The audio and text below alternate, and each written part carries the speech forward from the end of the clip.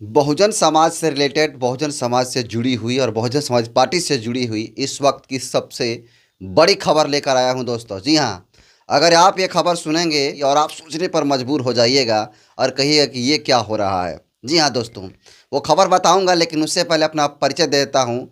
नमस्कार, मेरा नाम हरेंद्र बसंत है और आप देखना शुरू कर चुके हैं धम्मा भारत टीवी। आपको बता दें कि जैसा कि आपने पिछले महीना देखा था कि सुप्रीम कोर्ट, जो देश का सर्वोच्च न्यायालय है, सुप्रीम कोर्ट, वो 1 अगस्त 2024 को ये फैसला सुनाता है कि देश की अगर राज्य सरकार अगर चाहे तो एससी एसटी रिजर्वेशन में कोटे के अंदर कोटा बना सकती है, यानी उपवर्गीकरण आरक्षण का कर सकती है। जिसको लेकर के पूरा दलित समाज और आदिवासी समाज सड़कों पे आ गया 21 अगस्त 2024 को।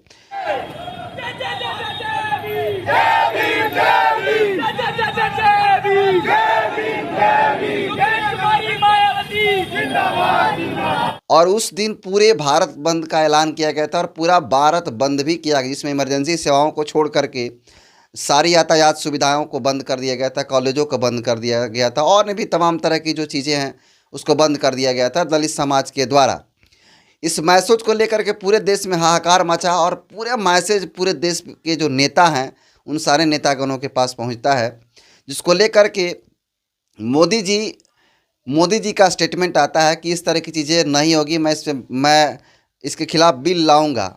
जब इस देश के दलितों ने अपना पूरा ताकत दिखाया तो देश के रेल मंत्री अश्विनी वैष्णव जी का ये स्टेटमेंट आता है और ये कहते हैं कि संविधान में इस तरह का कहीं भी कोई प्रावधान नहीं है, इसीलिए एससी एसटी का जो रिजर्वेशन उसमें किसी प्रकार का बदलाव नहीं होगा। सुप्रीम कोर्ट ने एससी और एसटी के रिजर्वेशन के विषय में कुछ सुझाव दिए। एनडीए सरकार बाबा साहेब अंबेडकर जी के बनाए संविधान के प्रावधानों के प्रति प्रतिबद्ध है, संकल्पबद्ध है। बाबा साहेब अंबेडकर जी के संविधान के अनुसार एससी और एसटी के रिजर्वेशन में क्रीमी लेयर का कोई प्रावधान नहीं है। इसको लेकर के जो भाजपा के जो सांसद हैं, एक उनमें से कुछ सांसद प्रधानमंत्री नरेंद्र मोदी जी से भी मिलते हैं और ये अपील करते हैं कि इस तरह की चीज़ें ना लाया जाए, एससी एसटी रिजर्वेशन को ख़त्म ना किया जाए, उसमें उपवर्गीकरण ना किया जाए। इसको लेकर के चिराग पासवान भी खुद एनडीए के हिस्सा है, चिराग पासवान ने भी इसका विरोध किया था।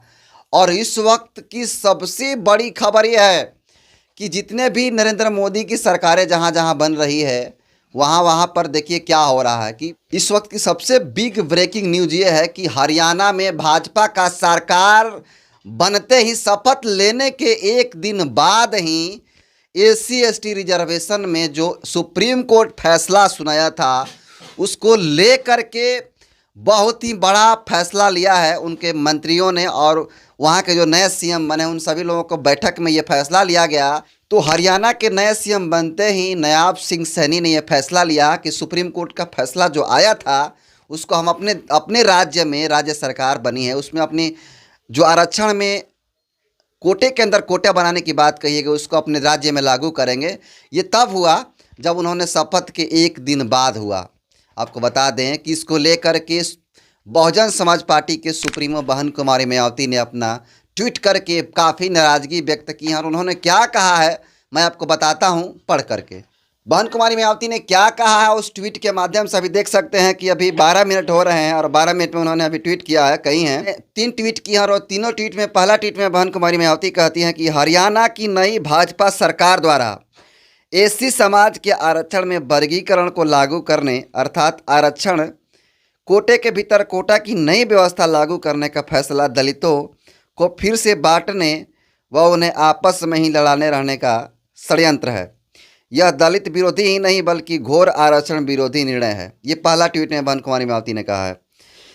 दूसरा ट्वीट में बहन कुमारी मायावती कहती है कि हरियाणा सरकार को ऐसा करने से रोकने के लिए भाजपा के केंद्रीय नेतृत्व के आगे नहीं आने से भी यह साबित होता है कि कांग्रेस की तरह बीजेपी भी आरक्षण को पहले निष्क्रिय और निष्प्रभावी बनाने और अंततः इसे समाप्त करने के षड्यंत्र में लगी है, जो घोर अनुचित व बीएसपी का घोर विरोधी है।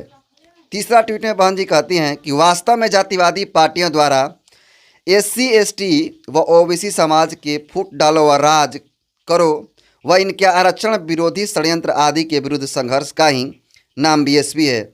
इन वर्गों को संगठित और एकजुट करके उन्हें शासक वर्ग बनाने का हमारा संघर्ष लगातार जारी रहेगा। तो बहन कुमारी मायावती ने साफ अपने ट्वीट में एक बात कही है कि जो पहले आरक्षण को ख़त्म करने की साजिश कांग्रेस कर रही थी वही भाजपा की सरकार कर रही है। जैसा कि हरियाणा में उन्होंने कह रही हैं कि जो हरियाणा की जो सरकार है, मैंने पहले भी कहा कि हरियाणा की जो सरकार है सुप्रीम कोर्ट के जो फैसला था उसको पूर्ण रूप से अपने हरियाणा राज्य में लागू करेगी। आपको बता दें कि नरेंद्र मोदी जी से जब उनके सांसद लोग मिले थे तो नरेंद्र मोदी ने भी कहा था कि हम ऐसा होने नहीं देंगे। जबकि आपको बता दें कि उससे कुछ दिन बाद जो है नरेंद्र मोदी की फ़ोटो गणेश चतुर्दशी पर सुप्रीम कोर्ट के चीफ जस्टिस DY चंद्रचूड़ जी के घर गणेश चतुर्दशी के दिन मिलता है और गणेश पूजा करते हुए उनकी तस्वीरें भी वायरल होती है और ट्वीट करके ये जानकारी भी देती है नरेंद्र मोदी जी। तो आपने देखा कि इस प्रकार से भाजपा और कांग्रेस दोनों एक ही पार्टियां हैं। पहले कांग्रेस आरक्षण ख़त्म करने की बात कही और आज संविधान का जिक्र कर रही है। तो सोचिए कितना गंभीर बात है।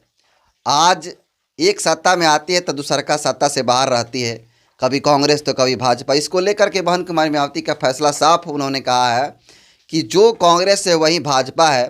पहले भी कांग्रेस प्रयास की है आरक्षण को ख़त्म करने का और आज भाजपा धीरे धीरे निष्क्रिय करके उसको ख़त्म करने की बहुत बड़ी चाल चल रही है। ऐसे भाजपा सरकार के द्वारा हरियाणा राज्य में सुप्रीम कोर्ट का जो फैसला आया था कोटे के अंदर कोटा बनाने की बात कही है उसको लागू करेगा। क्या दलित समाज फिर से सड़कों पे भारत बंद का ऐलान करेगा और फिर सुप्रीम कोर्ट के और भाजपा के खिलाफ नारेबाजी होगी या फिर आंदोलन होंगे? क्या आप लोग मानते हैं कि हरियाणा राज्य में जो सरकार सुप्रीम कोर्ट के जो फैसला का स्वागत कर रही है उसको लागू करने की बात कर रही है, आप लोग इसको कैसे देखते हैं? क्या लागू होना चाहिए या नहीं लागू होना चाहिए? आप हमें कमेंट कर ज़रूर बताइएगा। Thank you.